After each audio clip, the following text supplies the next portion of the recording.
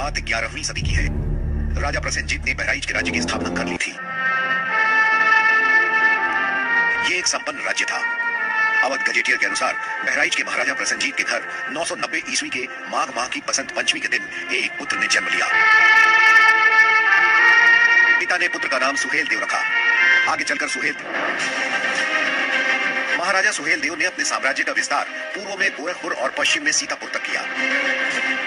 महाराजा सुहेल देव का वर्णन फारसी में लिखे ऐतिहासिक उपन्यास मीराते मसूदी में भी विस्तार से मिलता है। उनकी वीरता से प्रभावित होकर गोंडा, लखनऊ, बाराबंकी, फैजाबाद, उन्नाव, गोला और लखीमपुर के राजाओं ने उन्हें अपना महाराजा घोषित कर दिया।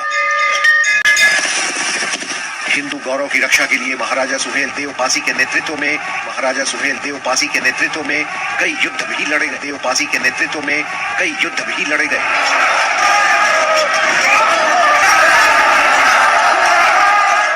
बहराइच के लिए गौरव का विषय थे और बहराइच जनपद दो लोगों के लिए जाना जाता है। एक तो महाराजा चलारी नरेश बलभद्र सिंह जिन्होंने अंग्रेजों से लुआ लिया, और दूसरे महाराजा सुहेल देव जिन्होंने मुस्लिम आक्रांताओं से बहुत बहादुरी के साथ लड़ाई लड़ी।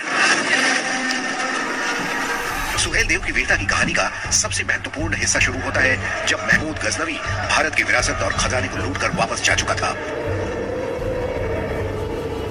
महमूद गजनवी मध्य अफगानिस्तान में केंद्रित तुर्क मूल का गजनवी वंश का शासक था। महमूद गजनवी को हम एक ऐसे आतंकित करने वाले और दुर्दांत राजा के रूप में जान सकते हैं जिसने भारत के ऊपर 17 बार आक्रमण किया और भारत की सारी मंदिरों की संपत्तियों को लूटने और हड़पने का प्रयास किया। इन आक्रमण से उसका उद्देश्य एक इस्लामिक राज्य की स्थापना करना ही नहीं था, बल्कि भारत के मंदिरों को तहस नहस करते हुए उनकी सकूत संपत्तियों को लूटने का भी इरादा रखता था। 1026 में काठियावाड़ में सोमनाथ मंदिर को लूटने वाला यही महमूद गजनवी था। महमूद गजनवी की मृत्यु के बाद उसके भतीजे सैयद सालार मसूद ने भी अपने चाचा की तरह गाजी कहलाने के लिए भारत पर हमला बोला।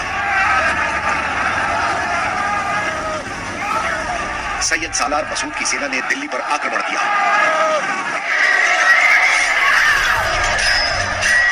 दिल्ली की तरफ से लड़ाई करते हुए कन्नौज इत्यादि को फतेह करता हुआ बाराबंकी में जो सप्तऋषि आश्रम है, जिसको बाद में अपभ्रंश होकर के सतरिक हुआ, वहां आक्रमण किया और सब जगह आक्रमण के साथ लूटपाट। और दूसरा इसका उद्देश्य था या तो मुस्लिम धर्म अपनाओ या मरने के लिए तैयार हो जाओ। अब अगले पड़ाव थे हिंदू धर्म के केंद्र अयोध्या और वाराणसी। सालार मसूद की विशाल सेना ने क्रूरता और कत्लेआम कर दहशत फैला रखी थी और इसी वजह से मेरठ, बुलंदशहर, बदायूं, कन्नौज के राजाओं ने लड़ने के बजाय सैयद मसूद के साथ संधि कर ली। कई राजाओं ने इस्लाम तक कबूल कर लिया था। एक राजा टिपराहा, उनका जंग बहादुर सिंह थे, जिन्होंने बाद में अपना नाम बदल करके ठाकुर मोहम्मद अली रख लिया। नानपारा के राजा, जिन्होंने अपना नाम परिवर्तित करके सादात अली रख लिया। तो ये गद्दार मानसिकता के राजा थे जो कन्वर्ट हो गए थे, अपने राज्य को बचाए रखने के लिए उनकी शरण में चले।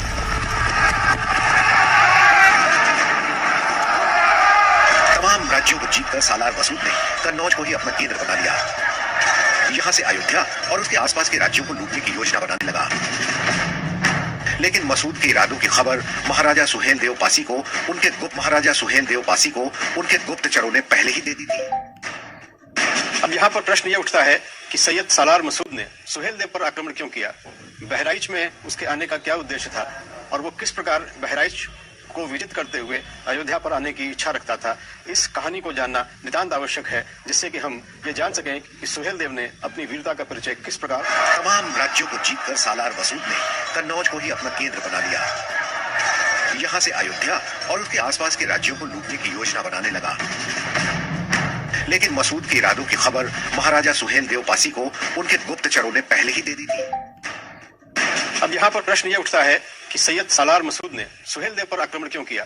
बहराइच में उसके आने का क्या उद्देश्य था और वो किस प्रकार बहराइच को विजित करते हुए अयोध्या पर आने की इच्छा रखता था? इस कहानी को जानना नितांत आवश्यक है, जिससे कि हम ये जान सकें कि सुहेल देव ने अपनी वीरता का परिचय किस प्रकार और क्यों दिया। दूसरी तरफ आने वाले खतरे से सुहेल देव सतर्क थे। अपने गुप्तचरों से निरंतर मसूद की योजना की खबर भी ले रहे थे। मसूद के आक्रमण का कड़ा जवाब देने के लिए आसपास के सभी राजाओं के पास महाराजा सुहेल देव ने संदेश भिजवा दिया था कि मसूद की 1.5 लाख से ज्यादा की विशाल सेना का सामना लामबंद होकर ही किया जा सकता है। राजा सुहेल देव ने अपने साथियों के साथ एक ऐसे महायुद्ध की तैयारी की थी जिसे इतिहास जानने वाला था। लेकिन युद्ध के कुछ नियम होते हैं जिनका पालन सुहेल देव ने किया, लेकिन आक्रमणकारी सालार मसूद ने उसका पालन न करते हुए आधी रात को आक्रमण किया, जिसका अभ्यास इन राजाओं को नहीं था।